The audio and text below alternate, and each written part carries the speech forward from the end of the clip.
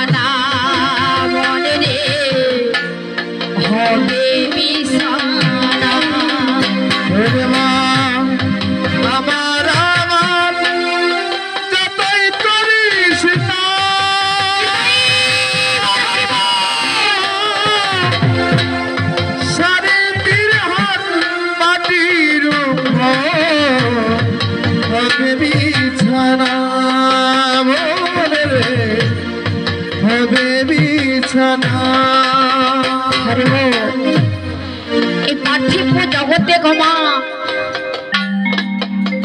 আমরা যতদিন আসি শুধু আমার আমার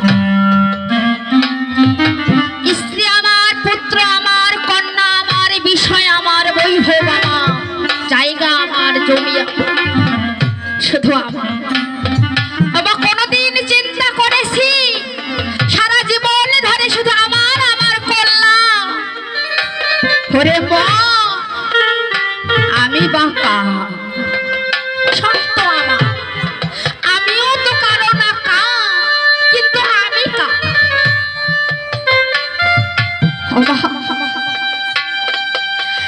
আমরা কথা দিয়ে এসেছিলাম হে দয়াময় এই পার্থিব জগতে গেলে তোমার সেবা করব পূজা করব কিন্তু সব ভুলে গিয়ে পার্থিব জগতের শুধু স্ত্রী আমার পুত্র আমার কন্যা আমার বিষয় আমার বৈভব আমার জায়গা আমার জমি আমার সারা জীবন ধরে শুধু আমার আমার করে গেলাম শেষের দিনের চিন্তা কিন্তু আমরা করলাম মা এ জগতে যতই বড় লোক হোক না কেন ওই 3.5 হাত মাটি ছাড়া আর কোনো কিছু আমাদের দেবে না সংসারে যতদিনই দিব সংসার আমায় ভালোবাসবে যেদিন সংসারে দিতে পারবো না সংসার আমায় ছুঁড়ে ফেলে দিবে সংসার কিন্তু আর ভালোবাসবে তাই ভাবক কবি বলল ওরে আমার আমার যতই করিস না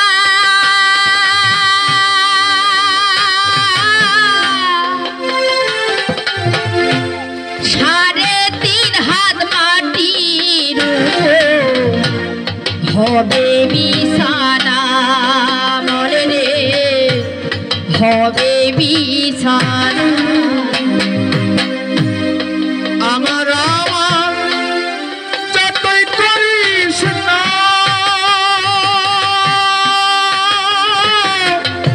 দিন হাত মাটির উপর হবে বিছানা মনে রে হবে বিছানা ও তোর টাকা পয়সা জমিদারি টাকা পয়সা জমিদারি টাকা পয়সা জমিদারি টাকা পয়সা জমিদারি সবে পদে রবে মনে রে সবে পদে রবে গনার দিন করে দায়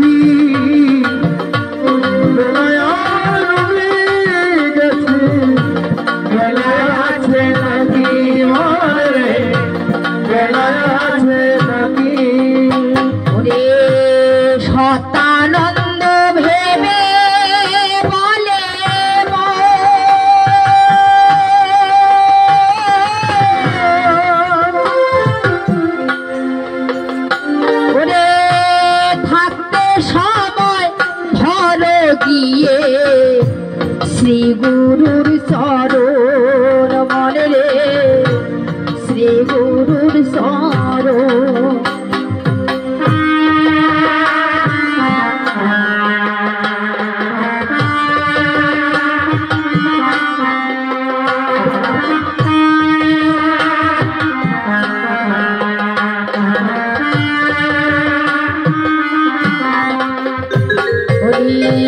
সতানন্দ ভেবে বলে মা,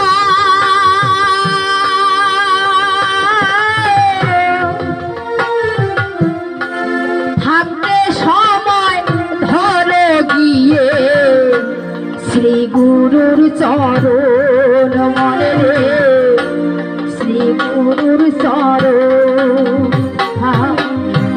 সতানন্দ ভেবে বলে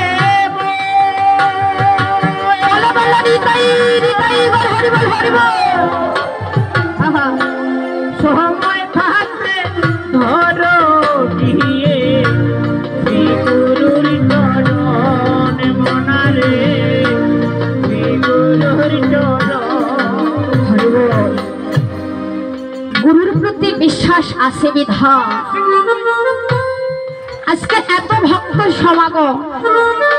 ওমা, যদি গুরুদেবের প্রতি বিশ্বাস না থাকতো আপনারা কি এই জায়গায় আসতেন? বলো, আসতেন গো মা?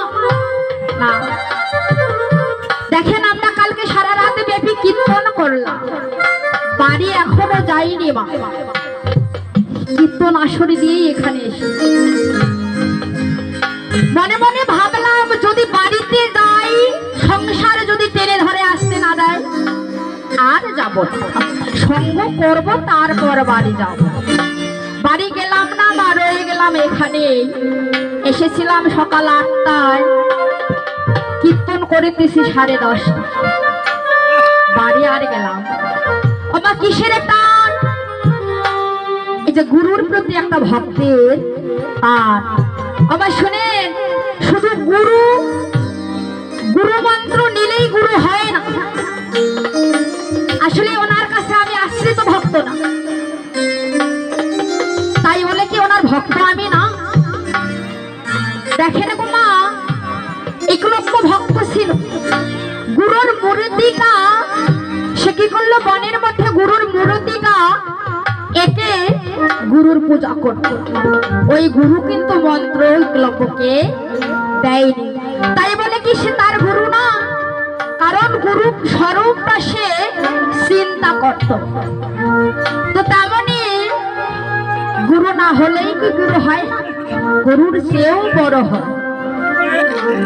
তোমার বিশ্বাস, বিশ্বাসে বস্তু মেলায় আর তর্কে হয় বহুদূর। তো বিশ্বাস করেছিল এমন একজন ভক্ত। অনেক সময় গো মা, গুরুর কাছেও শিষ্যরা শিক্ষা নেয়, আবার শিষ্যর কাছেও গুরুদেব শিক্ষা নেয়। এরকমও হয় গো মা। কারণ কি, পুত্র হয়ে পিতাকে শিক্ষা দেয়, আবার পিতা হয়ে পুত্রকে শিক্ষা দেয়, এমনও শাস্ত্রে পাওয়া যায়। তো দেখেন, পুত্র হয়ে পিতাকে শিক্ষা দিল এমন এক পুত্র। কোন পুত্র গো মা? এই পুত্রই হলো এক 5ম বছরের বালক, নাম ছিল প্রহ্লাদ।